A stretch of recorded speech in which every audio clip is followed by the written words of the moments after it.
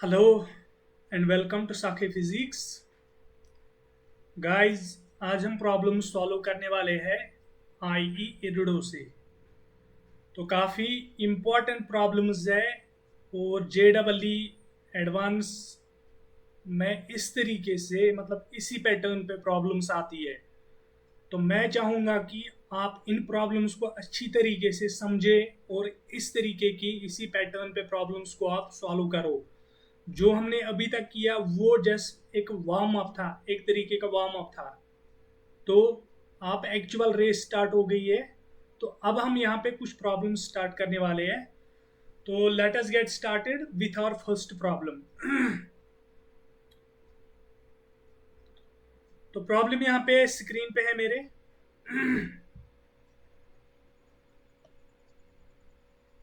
A bar of mass m is pulled by means of a thread up। एक मास है, ठीक है, उसको एक थ्रेड से पुल किया जा रहा है ऊपर की तरफ, अप एन इंक्लाइंड प्लेन। लेकिन वो ऑलरेडी इंक्लाइंड प्लेन है, उसके ऊपर यानी कि चढ़ाई के ऊपर जा रहा है। फॉर्मिंग एन एंगल अल्फा, वो जो सरफेस है जिसके ऊपर इसको लेके जा रहा है वो एंगल अल्फा बना रहा है विद द हॉरिजॉन्टल। ठीक है, the coefficient of friction is equal to mu. ठीक है, ये चीज तो क्लियर है आपको। Find the angle beta which the thread must form with the inclined plane for the tension of the thread to be minimum. What is this, what is it equal to.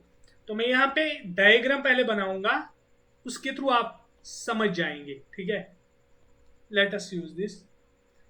तो मैं यहाँ पे draw करता हूँ, sorry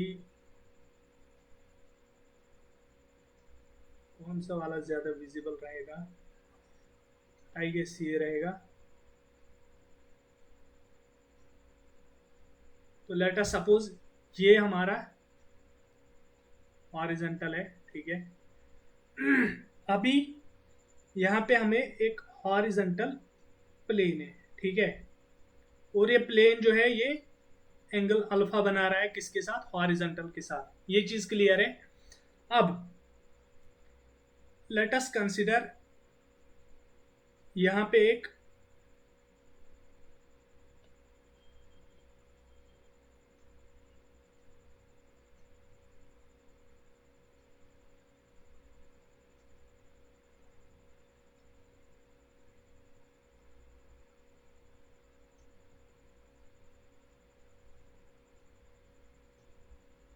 यहाँ पर ये block of mass है।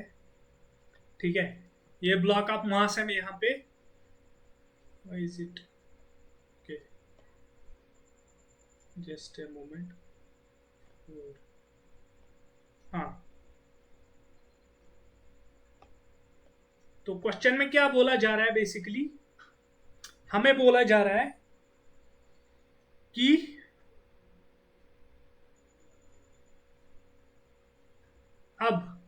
अब यहां पर जाते हैं, ये जो है ये ब्लॉक और ये सरफेस जिसके ऊपर ये जा रहा है, तो इन दोनों के दरमियान म्यू यानी कि coefficient of friction is mu. अब हमें बोला जा रहा है कि इसको पुल किया जा रहा है, किसको, इसे पुल किया जा रहा है। Let us suppose in this way. ठीक है, या कोई और कलर में यूज कर लेता हूं, इसको इस डायरेक्शन में इस तरीके से पुल किया जा रहा है ताकि ये ऊपर जाए। ठीक है, डायरेक्टली तो कोई कर ही नहीं सकता है, क्योंकि अगर आप इमेजिन करो नीचे ब्लॉक रखा हुआ है तो उसको आप बांधेंगे तो इस तरीके से, क्योंकि इंसान की हाइट उससे ज्यादा होगी तो उसको पुल करेगा।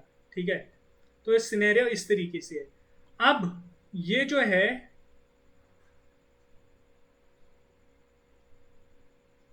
ये एंगल बीटा बना रहा है। क्या बना रहा है, angle beta.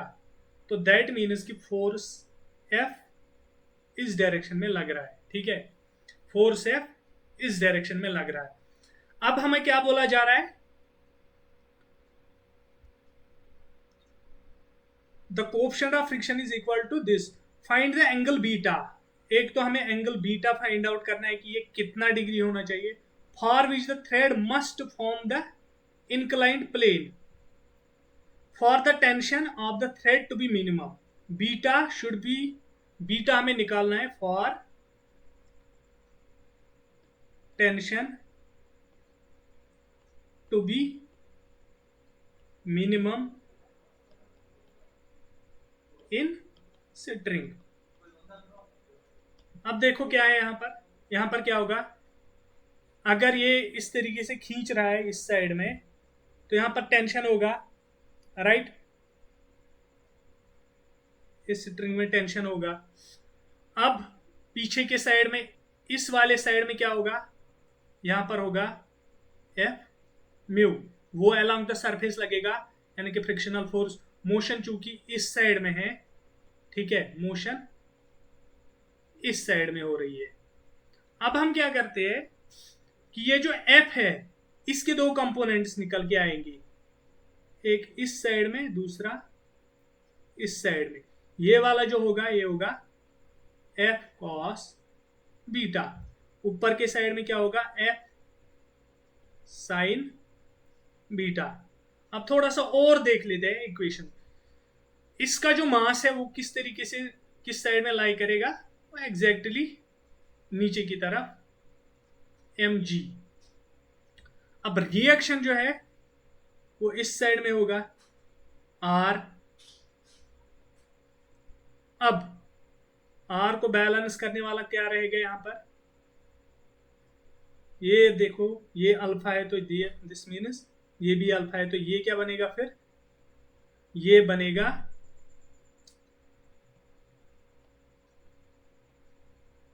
mg cos alpha. I guess यहां तक आप पूरा क्लियर है कि मैं समझा क्या रहा हूं।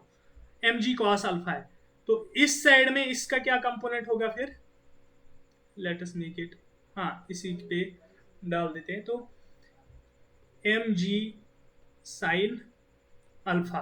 अब इतने सारे फोर्सेस है, अब मोशन चूंकि इस साइड में है तो एक्सेलरेशन किस साइड में होगी, फिर एक्सेलरेशन ma क्या लिखेंगे, इस डायरेक्शन में हम दिखाएंगे। अब हम क्या करेंगे, हमारा जो स्टेप रहता था जिस तरीके से हम इजी कर लेते थे, तो उस तरीके से मैं क्या करूंगा, यहां पे मैं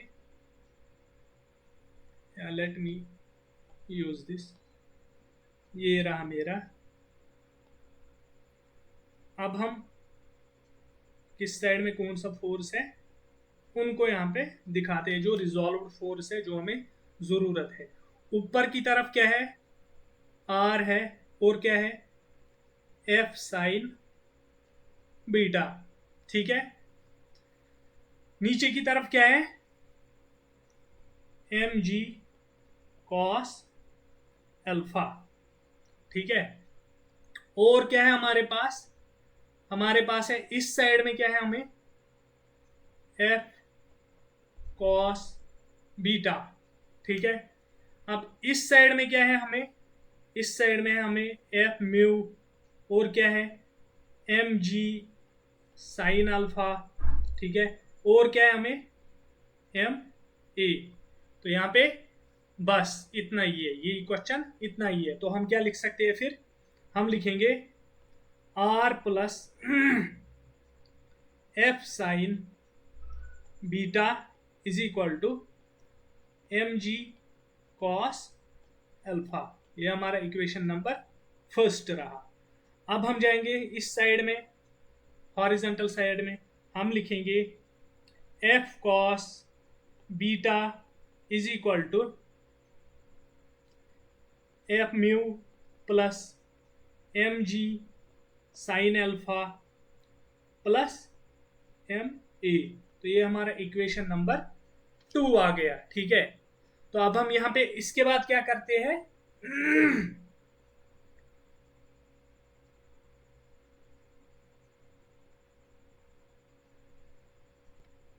तो यहां पर हम क्या लिख सकते हैं, इक्वेशन फर्स्ट से हम क्या लिख सकते हैं, from equation first R will be equal to mg cos alpha, ठीक है, माइनस एफ साइन बीटा। तो अब हम क्या करेंगे, F mu, since F mu किसके बराबर रहता है, F mu is equal to mu times R. That means R की जगह क्या डालेंगे आप, ये सारा एक्सप्रेशन। तो दैट मीन्स कि हम लिखेंगे F cos beta is equal to, F mu की जगह डालेंगे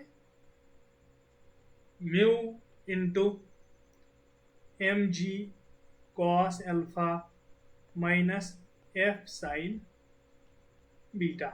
ठीक है, तो अब हम क्या करेंगे, इसको हम एफ के लिए जो कि टेंशन है यहाँ पे, आप फोर्स बोलो एक ही बात है यहाँ पे, क्योंकि पुल हो रहा है तो वो चीज हम सेम रख सकते हैं। तो मैं लिखूंगा यहाँ पे F cos beta is equal to mu M ji cos alpha minus mu F sine beta. अब एफ वाली टर्म उसको एक साइड में करते हैं, तो मैं लिखूंगा F cos beta plus mu times F sine beta is equal to, इस साइड में बचेगा म्यू एम जी कॉस अल्फा। तो यहाँ से एफ को मैं कॉमन ले लेता हूँ, एफ यहाँ पे बचेगा cos beta plus mu sine beta will be equal to mu times M ji cos alpha. तो यहाँ पर हम क्या लिखेंगे फिर, F will be equal to mu M ji cos alpha upon cos beta plus mu times sine beta. तो ये हमारे पास एक्सप्रेशन आ गया एफ का।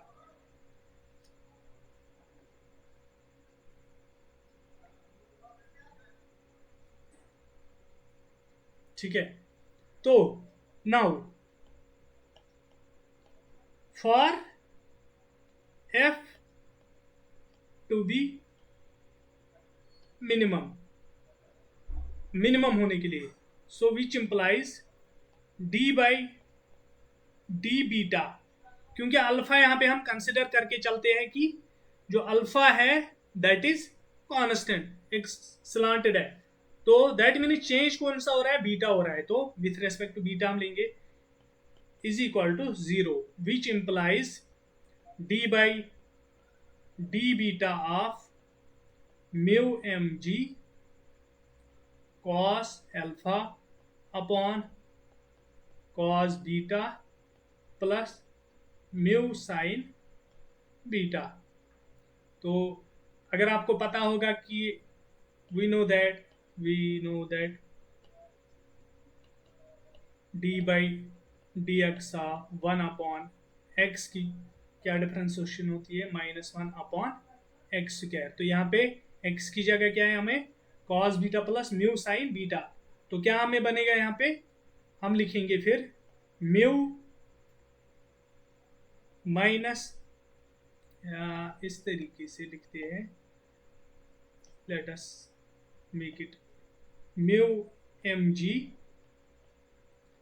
कॉस अल्फा, यहाँ पे कोई चेंज नहीं होगी, multiplied by -1 upon cos beta plus mu sine beta whole square multiplied by, अब इसकी यहाँ पर डोमेन की डिफरेंशिएशन होगी, कॉस बीटा की क्या होगी minus sine beta plus mu, cos sine beta की क्या होगी कॉस बीटा।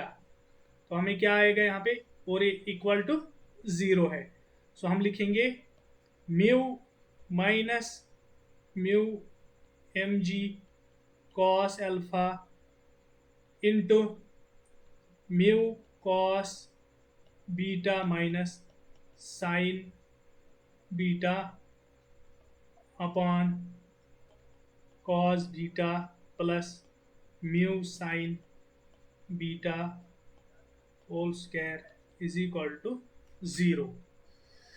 तो ये चीज 0 के बराबर है। अब हम इसको इसके साथ मल्टीप्लाई करते हैं, इसको इसके साथ, तो क्या लिखेंगे फिर minus mu M ji cos alpha into mu cos beta minus sine beta is equal to 0। अब ये जो क्वांटिटी है it can not be zero. देखो ये G M mu cos alpha, alpha तो ऑलरेडी है कुछ वैल्यू दैट इज, तो this can not be zero. तो दैट मीन्स या हम इस तरीके से भी ऐसा लूजली हम बोल सकते हैं, इसको इसके डिवाइड कर देते हैं, ठीक है, उससे ज्यादा समझ आएगा।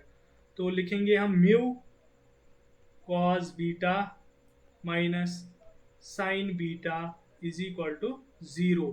सो क्या लिखूंगा मैं, mu cos beta is equal to sine beta, which implies tan beta is equal to mu, यानी कि टेन बीटा मेरा क्या आया, म्यू के बराबर। और लिख सकता हूं मैं जो ये बीटा है that is equal to tan inverse of mu, यानी कि इस एंगल से अगर हम जाएंगे, ये एंगल अगर हमारा रहेगा with respect to that inclined plane, यानी कि ये जो एंगल है यहां पर, ये एंगल अगर हम टेन इनवर्स ऑफ म्यू रखेंगे तो हमें मिनिमम फोर्स लगेगा, ठीक है। तो अब हम क्या करते हैं, हमारे पास टेन बीटा के लिए म्यू आया, लेकिन अगर हम एक्सप्रेशन पे जाएंगे, हमारा एक्सप्रेशन क्या है ये, let us take it there, हम इसको लेकर चलते हैं वहीं पर, कॉपी। तो मैं लिखूंगा यहाँ पे put values for beta in F we get. तो एफ का एक्सप्रेशन क्या है मेरे पास, ये है। देखो यहाँ पे मेरे पास बीटा अगर मैं डालूं तो थोड़ा मतलब उतना आइडिया नहीं आएगा, तो मैं क्या करूंगा, मैं इस टेन बीटा को मैं कन्वर्ट करूंगा साइन बीटा और कॉस बीटा इसके थ्रू निकालूंगा। वी नो दैट, मैं let us suppose we know that tan beta will be equal to perpendicular upon base. तो मैं क्या करूंगा, यहाँ पे मैं एक ट्रायंगल ले लेता हूं, क्योंकि ट्रायंगल के दो साइड मुझे पता है, टेन बीटा मुझे पता है, परपेंडिकुलर और बेस। तो let us suppose this is beta, angle beta, और परपेंडिकुलर देखो ये मेरा म्यू के बराबर है, दैट मीन्स इसकी डिवाइड में वन है, तो मैं इसको म्यू ले लेता हूं और बेस को क्या लूंगा, वन। तो ये जो मेरा साइड बनेगा ये बनेगा मेरा let us suppose O A B. तो मैं लिखूंगा O A square is equal to O B square plus A B square. तो मुझे क्या मिलेगा, ओ ए क्या मिलेगा मुझे, under root of one plus mu square, one plus mu square.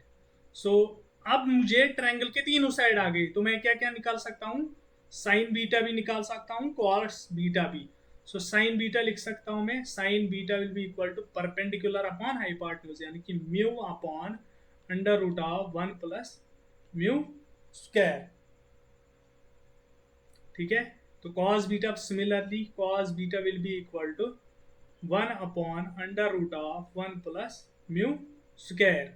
So मैं देन एफ कैन बी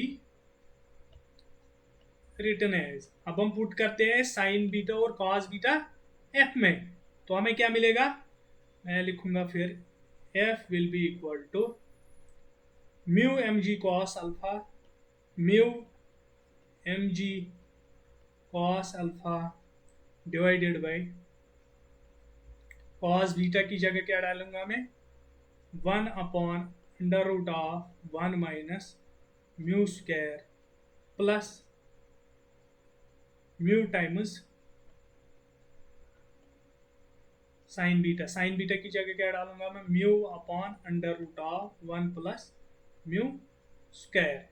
तो मैं यहाँ पे क्या करूंगा, ये प्लस है यहाँ पर प्लस, हाँ, तो मैं यहाँ पर क्रॉस मल्टीप्लिकेशन करूंगा, तो मैं लिखूंगा F will be equal to mu M ji cos alpha, this into this, पहले दिस रुकिए इस तरीके से लिखूंगा मैं, under root of 1 plus mu square plus mu square into 1 plus mu square. अब होल डिवाइडेड बाय आता है 1 प्लस म्यू स्क्वायर का होल स्क्वायर, तो यहाँ पे लिखूंगा मैं 1 प्लस म्यू स्क्वायर। ठीक है, तो ये हमारे पास एक्सप्रेशन आ गया एफ मिनिमम का। F minimum will be equal to this. ठीक है, या अगर आप चाहो तो इसको आप और भी थोड़ा सा सिंप्लीफाई कर सकते हैं, तो लेकिन दिस इज एनफ। ये जो है ये एनफ है। अगर आपको कोई भी साइड निकालना हो तो आप इससे निकाल सकते हैं। लाइक कोई भी वैल्यू आपको दिया हुआ तो आप उसको निकाल सकते हैं इस तरीके से। ठीक है, तो let us go to the next problem.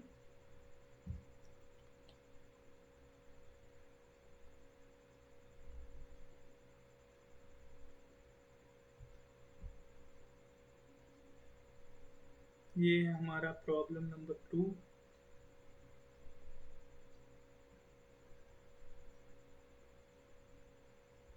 ठीक है, तो प्रॉब्लम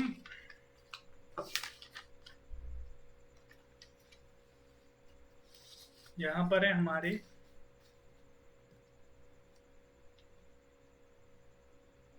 पहले मैं पढ़ता हूं प्रॉब्लम को।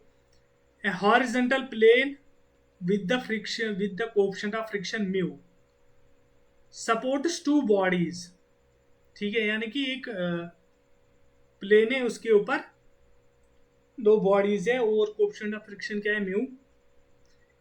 ए बार and electric motor with A battery, यानी कि एक बार है और दूसरा इलेक्ट्रिक मोटर जिसके साथ बैटरी है, on a block. A thread attached to the bar is wounded on the shaft of the electric motor. The distance between the bar and the electric motor is equal to L. When the motor is switched on, the bar, whose mass is twice as great as that of the other body, starts moving with a constant acceleration a. How soon will the body collide? तो इस तरीके से थोड़ा सा समझना इसको मुश्किल है। Let me draw this scenario. Actual में क्या है, मान लो एक सरफेस है। ठीक है यहां पर एक ब्लॉक है। ठीक है, और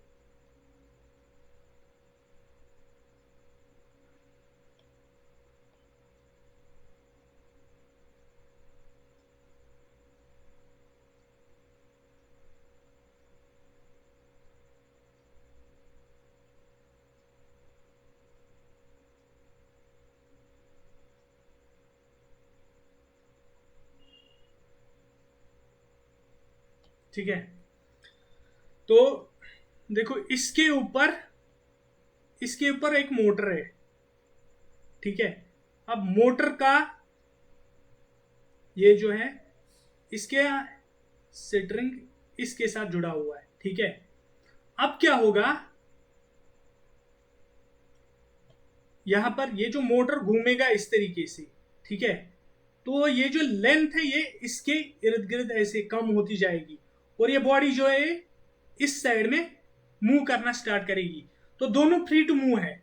ठीक है, फ्रिक्शन है वहां पे, लेकिन ये इस साइड में आना जाएगी क्योंकि ये जो लेंथ है ये कम हो जाएगी, वो इसमें फंस जाएगी, मतलब इसके ऊपर घूम जाएगी। तो ये लेंथ जो है कम हो जाएगी। अभी इनिशियली हमें गिवन क्या है कि इन दोनों के दरमियान जो लेंथ है दैट इज एल। ठीक है, और इस वाले का जो मास है वो है 2m और इसका मास है m। ठीक है, तो स्ट्रिंग में टेंशन डेफिनेटली क्रिएट होगा, तो वो लेट अस सपोज कंसिडर करते हैं t। और देखो ये जाएगा इस साइड में, ये आएगा इस साइड में।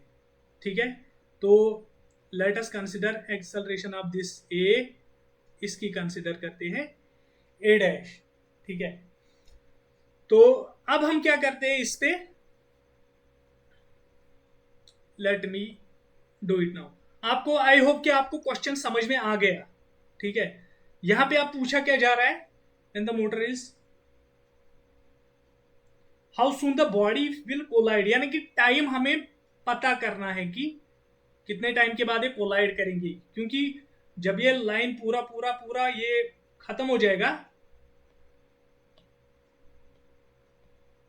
तो ये बॉडीज एक दूसरे के साथ, देखो ऐसे ऐसे हो रहा है, ऐसे ऐसे ऐसे ऐसे ऐसे जैसे घूम रहा है, तो थ्रेड जो है वो पूरा इसके ऊपर जा रहा है, तो at will there will be a time when they collide.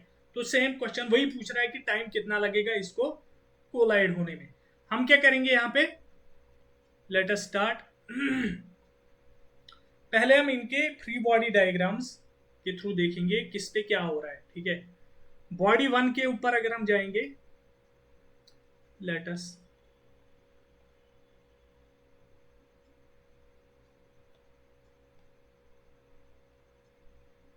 ठीक है, ये बॉडी 1 है, इसका मास कितना है 2m। अभी देखो एक्सेलरेशन इसकी इस साइड में है, यानी कि मोशन इस साइड में है, तो दैट मीन्स कि मैं कंसिडर करूंगा ma इस साइड में। अब टेंशन इस साइड में है, फ्रिक्शनल फोर्स इस साइड में है एफ म्यू, यानी कि यहाँ पे r ऊपर की तरफ है, नीचे की तरफ है 2mg, क्योंकि 2m वो है तो g। तो यहाँ पे रिएक्शन क्योंकि कोई इंक्लिनेशन नहीं है तो सिंपली यहाँ पे यही चीज है। ठीक है, तो यहाँ पे मैं क्या लिखूंगा अब, चूंकि मैं यहाँ पे पहले लिखूंगा r will be equal to mu times, या sorry r will be equal to 2 times mg, and f mu किसके बराबर होगा, म्यू टाइम्स r क्या है 2mg। तो इसको पहले लिख के रखते हैं। अब हम जाते हैं इसके ऊपर, तो मैं क्या लिखूंगा, t will be equal to f mu के बदले में क्या डालूंगा 2 म्यू mg प्लस ma। तो ये मेरी इक्वेशन नंबर 1 बन गई यहां पर, ठीक है। अब हम जाते हैं दूसरे वाले पे, ठीक है। तो यहाँ पे हमने एक्सेलरेशन a माना था, अब हम जाते हैं दूसरी वाली बॉडी पे, उस पे क्या होगा, लेट अस draw this।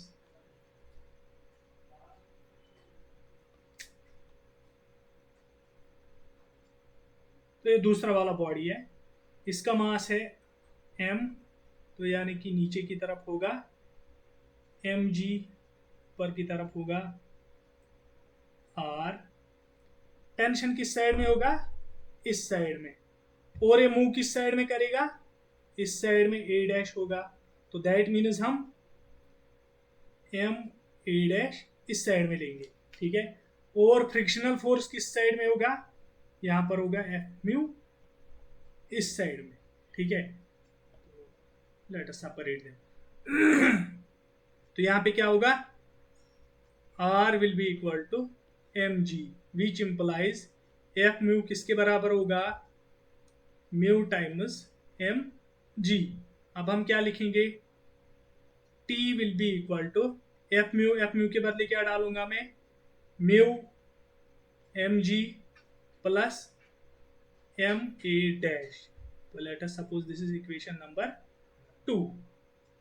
अभी मुझे फाइंड आउट क्या करना है, मुझे फाइंड आउट करना है कि टाइम कितना लगेगा इसको यहां से यहां तक आने में, ठीक है। अब मैं क्या करता हूं, let me do a simple thing, ये a डैश a ये सारी चीजें इनसे मैं get rid, I will get rid of these things. तो मैं क्या करता हूं, मैं यहां पर देखो, यहां पर भी m है, यहां पर भी m है, तो मैं यहां पे लिखूंगा t by m is equal to mu g plus a dash, ठीक है। a डैश हो गए यहाँ पे मेरे। अब मैं t बाई एम यहां से निकाल के लाता हूं, तो यहां से मैं t बाई एम क्या लिखूंगा, t बाई एम, यहां से भी m जाएगा, यहां से भी m जाएगा, तो क्या लिखूंगा मैं 2 म्यू g प्लस a। तो मैं एक एक्सप्रेशन रखूंगा जो इन टर्म्स ऑफ चाहे ए की टर्म्स में हो या ए बार की टर्म्स में, तो मैं ट्राई करूंगा कि ए की टर्म्स में ही हो। तो मैं यहां पे डालूंगा फिर इस चीज को, तो टी बाई एम यहां पर ये है, तो मैं इसको यहां पर लेके आता हूं, तो मैं लिखूंगा, तो मैं यहां पर इस तरीके से लिखूंगा,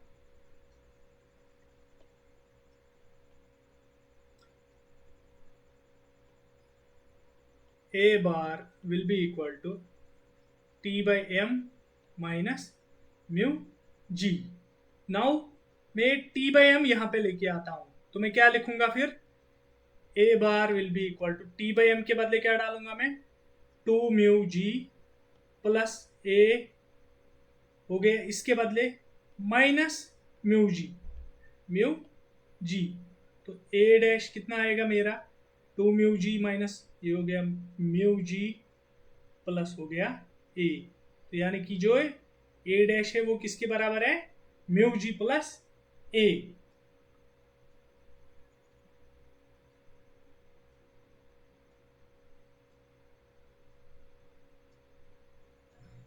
सॉरी यहां पे मैंने एक गलती की है, देखो यहां पे देखो, यहाँ पे मुझे 2 ma लिखना था, क्योंकि यहाँ पे 2m है ना, मास 2m है ना, तो यहाँ पे भी 2m आएगा, तो यहाँ पे भी 2a आएगा।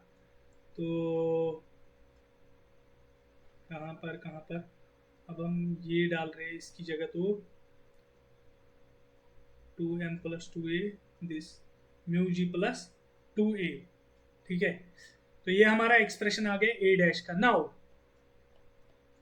अब एक बॉडी यहां से जा रही है, दूसरी यहां से आ रही है, तो दैट मीन्स की रिलेटिव एक्सेलरेशन ए रिलेटिव क्या होगी, ए प्लस ए बार, ठीक है।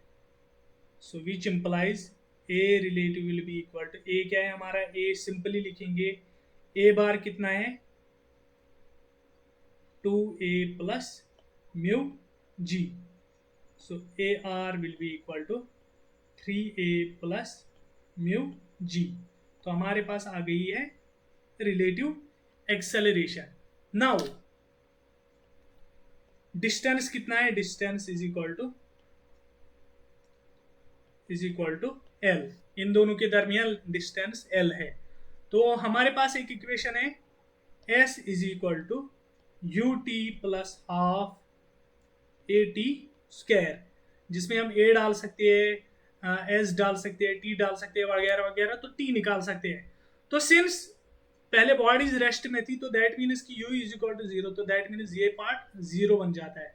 सो विच इंप्लाइज एस के बदले में क्या डालूंगा, L will be equal to कितना बचे यहाँ पे, हाफ ए, ये अब ए रिलेटिव है यहाँ पे, तो इसकी जगह डालूंगा मैं 3a प्लस म्यू जी इंटू टी आर स्क्वायर, ये अब रिलेटिव टाइम बन गया। तो इसको यहाँ पे लेके आते हैं, तो which implies T R will be equal to 2l upon 3a plus mu g under root. तो दिस इज द टाइम, ये हमें लगेगा इसको, this is the minimum time, this is the time when both will collide actual में क्या किया, मैं थोड़ा सा फिर से बता रहा हूं। यहाँ पे जो है इस साइड में मूव कर रहा है और ये इस साइड में मूव कर रहा है, क्योंकि ये इसके ऊपर राउंड हो रहा है थ्रेड। तो फिर हमने इसको अलग से सॉल्व किया, इसको अलग से सॉल्व किया, इस पे कौन फोर्सेस लगते हैं, तो दोनों को मिला के हमने एक्सेलरेशन को कॉमन कर लिया ताकि हमारे लिए इजी हो। तो एक को हमने ए रखा, तो दूसरे को दूसरी एक्सेलरेशन जो थी उसको हमने उसी फॉर्म में लाया, ए ऑलरेडी वहां पे था तो उस वजह से। तो फिर बाकी हमने कुछ नहीं, यहाँ पे काइनेमेटिक इक्वेशन को यूज करके हमने ये एक्सप्रेशन लाया। तो ए क्वेश्चन है। So let us go to the next question. Question में स्क्रीन पे लाता हूं। सो गाइस क्वेश्चन यहाँ पे है हमारे स्क्रीन पे, मैं समझाता हूँ थोड़ा सा क्या है। In the arrangement shown in figure, the mass of ball 1 is 1.8 times, यानी कि ये जो मास है ये 1.8 टाइम्स है एज दैट ऑफ रॉड 2, यानी कि रॉड जो है, जो ये मास है, तो let us write down here, let us consider this as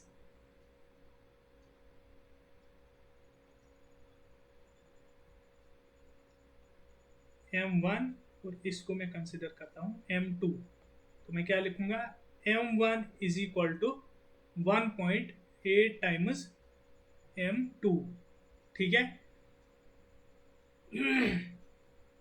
अब और क्या दिया है, the length of the letter is 100 centimetre, यानी कि ये जो लेंथ यहां से यहां तक है ये 100 सेंटीमीटर है, यानी कि 1 मीटर, कि L is equal to 100 centimetre, that is equal to 1 metre. अब क्या बोला जा रहा है, the masses of the pulley and the threads as well as friction are negligible, यानी कि ना तो यहाँ पे फ्रिक्शन है और ये जो पुली और थ्रेड्स है ये मासलेस है, यानी कि इनका कोई इंपैक्ट नहीं है इसमें, ठीक है।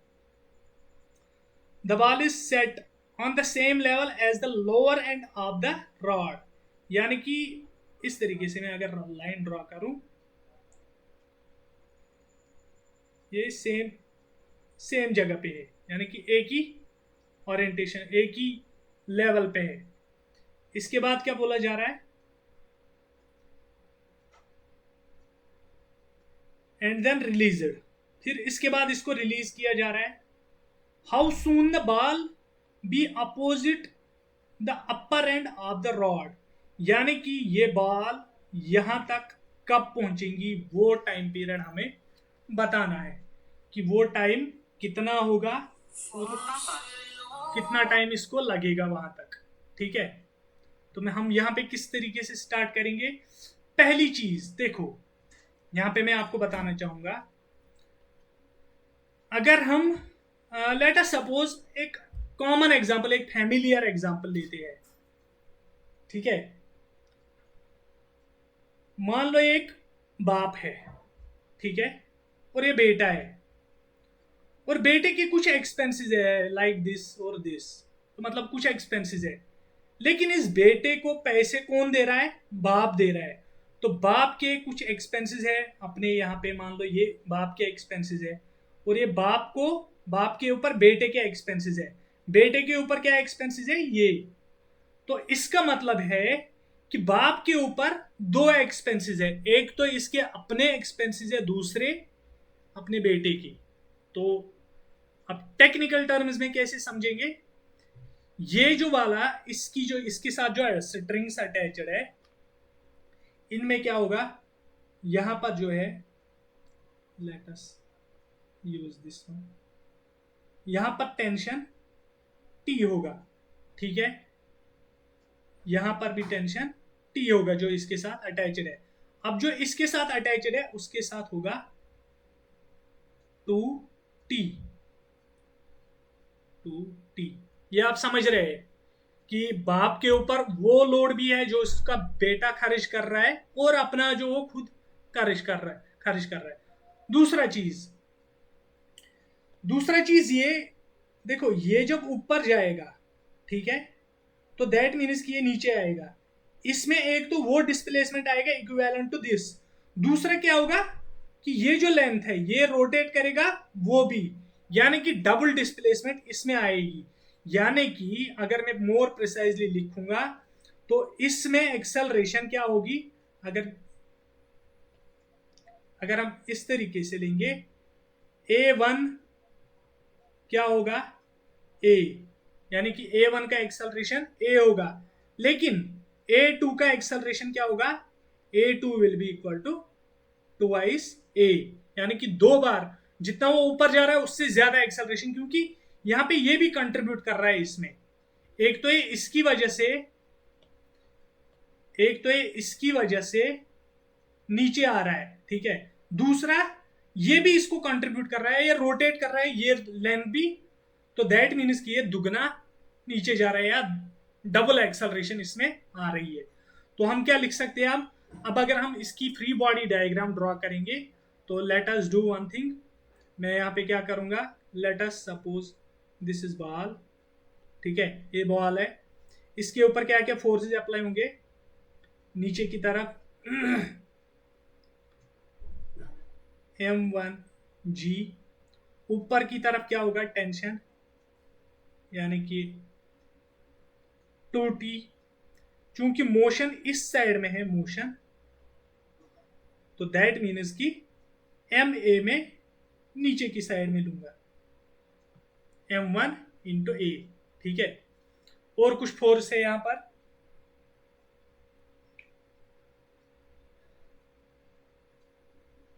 तो मैं क्या लिखूंगा यहां पर फिर इसके लिए।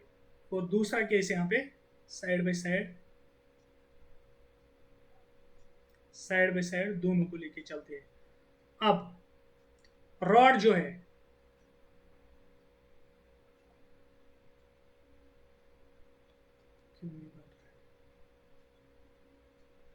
ये रॉड है, इसके ऊपर क्या है, इसके ऊपर है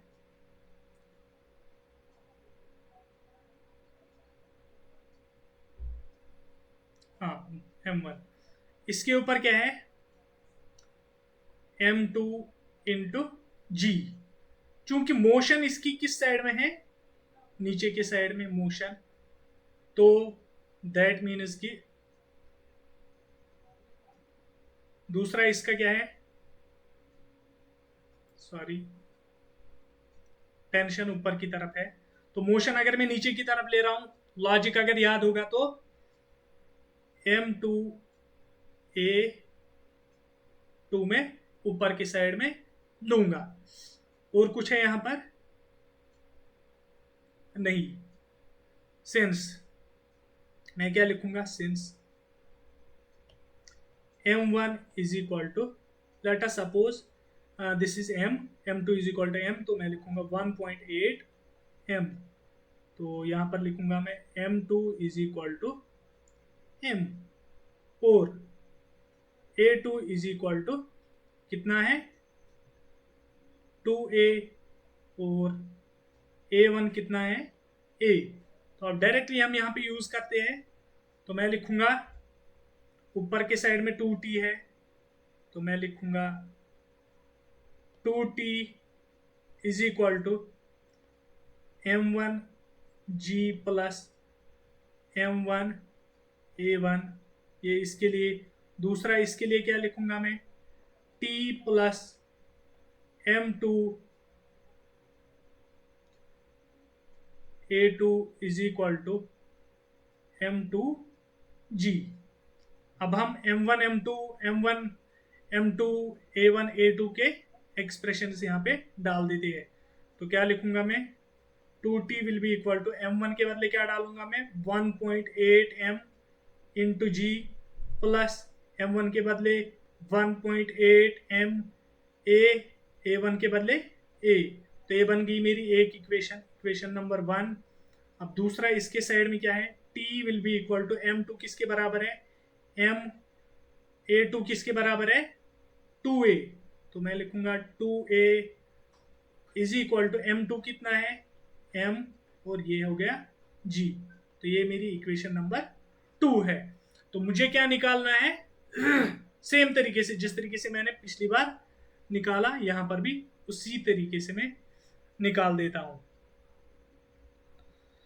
अब देखो यहां पे मैं क्या करूंगा, देखो इसमें भी T है, इसमें भी T है, तो मैं कोशिश करूंगा कि T जो है T को मैं खत्म करूंगा, एक्सप्रेशन लाऊंगा in terms of A।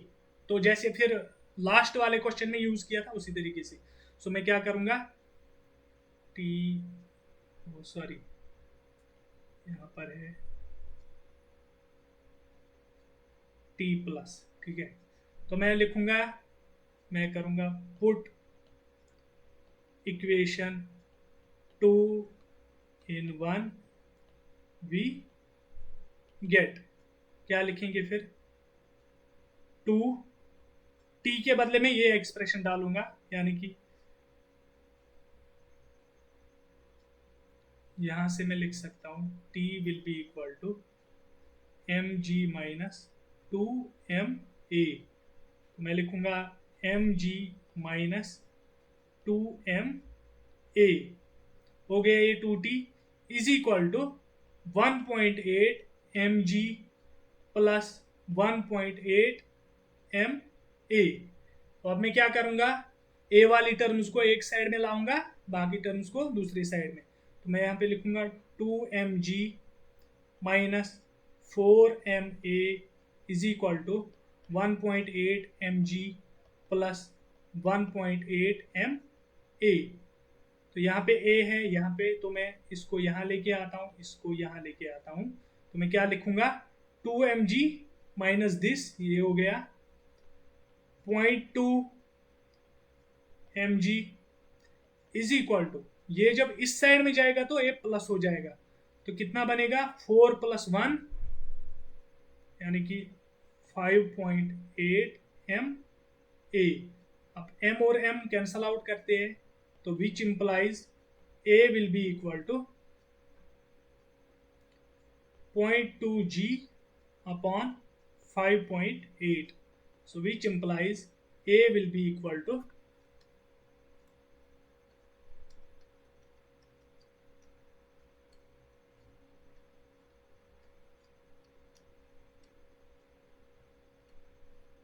0.338 metre per second square. ठीक है, ये आ गया हमारा एक्सेलरेशन का वैल्यू। अब हम क्या करेंगे, सिंस देखो ये बॉडी ऊपर जा रही है, ये नीचे आ रही है, तो दैट मीन्स की जो रिलेटिव एक्सेलरेशन है वो क्या होगी, that will get sum up. Now relative acceleration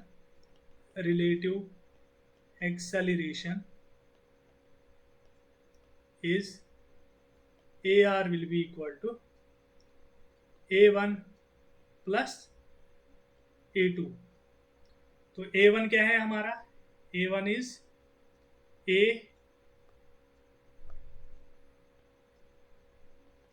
A1 is A plus A2 कितना है, A2 is 2A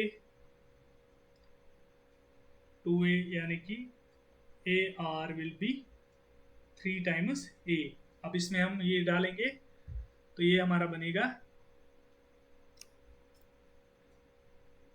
AR will be 3 into 0.338, it will be around 1.014 metre per second, यानी कि almost one unit of acceleration है यहाँ पे metre per second square. अब now we have s equal to ut plus half AT square. तो हम यहाँ पे इसको रिलेटिव मोशन के लिए लेंगे तो SR लिखेंगे AR TR, जो कि हमें TR निकालना है। सो यहाँ पे SR क्या होगा, SR will be equal to L, that is equal to 100 centimetre, वो होगा हमारा 1 मीटर। सिंस पहले रेस्ट में है तो दैट मीन्स कि ये जो पार्ट है ये 0 हो जाएगा, तो हमारा क्या होगा फिर SR will be equal to half AR TR square, so which implies TR will be equal to 2 times SR, L लेते हैं 2L upon AR under root, so TR will be equal to 2 divided by 1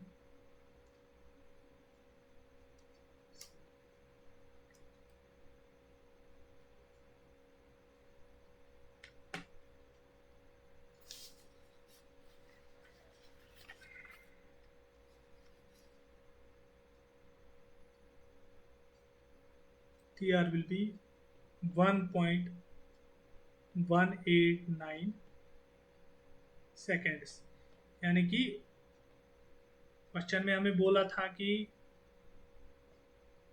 ये जब यहाँ से यहाँ तक जाएगा तो इसको कितना टाइम लगेगा, तो वो टाइम हमने यहाँ पे निकाल दिया। ठीक है, तो अब हम नेक्स्ट क्वेश्चन की तरफ जाते हैं। क्वेश्चन में यहाँ पे लेकर आता हूँ स्क्रीन पर। तो देखो क्वेश्चन में क्या पूछा जा रहा है। क्वेश्चन के साथ डायग्राम भी दिया हुआ है। In the arrangement shown in figure the mass m, यानी कि ये of the bar and mass and m of the wedge, और ये वेज है यहाँ पे हमारे, as well as the wedge angle alpha, और ये वेज एंगल अल्फा है, आर नोन। ठीक है, ये हमें नोन है। The masses of the pulley and the thread are negligible. The friction is absent. Find the acceleration of the wedge m, यानी कि ये जो एज m है ये किस तरीके से, किस एक्सेलरेशन से इस साइड में जाएगा। यानी कि प्रोसेस क्या होगा, ये जो मास है ये नीचे की तरफ होगा। सिंस ये जो स्ट्रिंग है ये इनएक्सटेंसिबल है, तो ये जो है ये मूव करेगी, जैसे जैसे ये इधर आएगा तो ये इस साइड में जाएगा, तो हमें वही एक्सेलरेशन बतानी है। तो हम क्या करेंगे, देखो हम जितना ये नीचे जाएगा तो उतना ये भी इतना, यानी कि इसका कंपोनेंट निकालेंगे, जितना इसका इस साइड में मोशन जो होगा, मूवमेंट होगा, तो उसका ये जो हॉरिजॉन्टल कंपोनेंट है वो उतना ज्यादा ये इस साइड में जाएगा।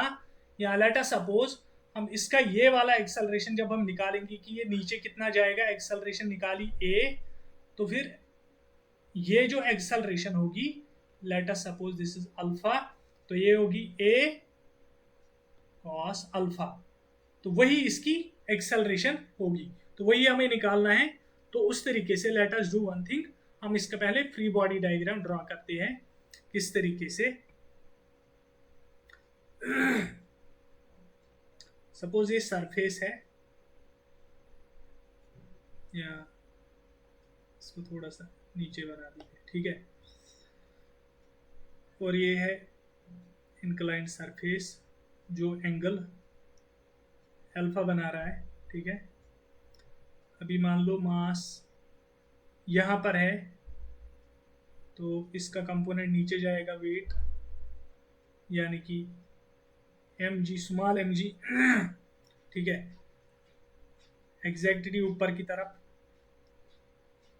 r होगा रिएक्शन फोर्स।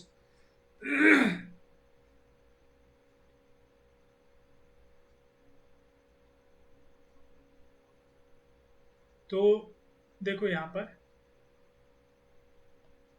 जब ये नीचे नीचे जाएगा तो ये पीछे पीछे जाएगा, तो दैट मीन्स इस साइड में चला जाएगा, यहाँ इस साइड में थोड़ा थोड़ा, वही मतलब जितना ये इस साइड में जाएगा उतना ये हम एज्यूम करेंगे कि जो इस साइड में जा रहा है वही इसकी मोशन है, वही एक्सेलरेशन है।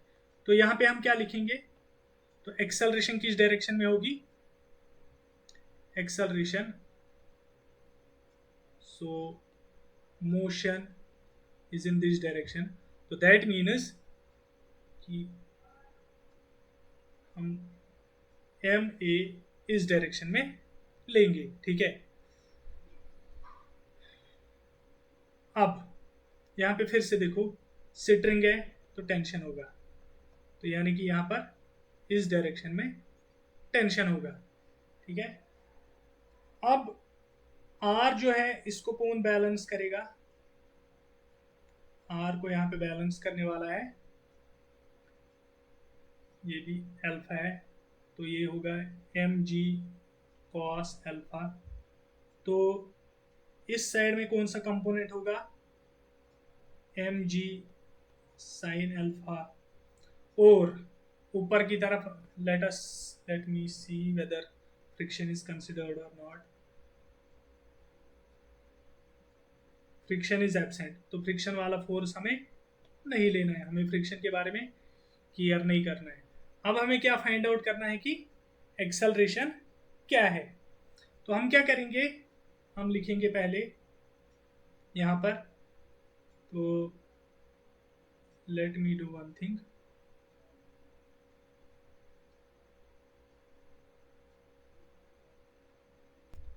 तो इसको मैंने थोड़ा सा इजी कर दिया। मैं क्या करूँगा, मैं मोशन इस साइड में ही कंसिडर करता हूँ ताकि मुझे इसको रिजॉल्व नहीं करना पड़े। तो उससे एक्चुअल में क्या होगा कि मैं यहाँ पे वेट के कंपोनेंट को रिजॉल्व करूँगा, तो उस तरीके से हम करेंगे। तो मैं क्या लिखूँगा यहाँ पे, फिर मैं लिखूँगा R is equal to M G cos alpha. ठीक है, अब इसके बाद क्या लिखूँगा मैं, T plus M a is equal to M G sine alpha. ठीक है, तो वेट कंपोनेंट जो है उसको दो साइडों में हमने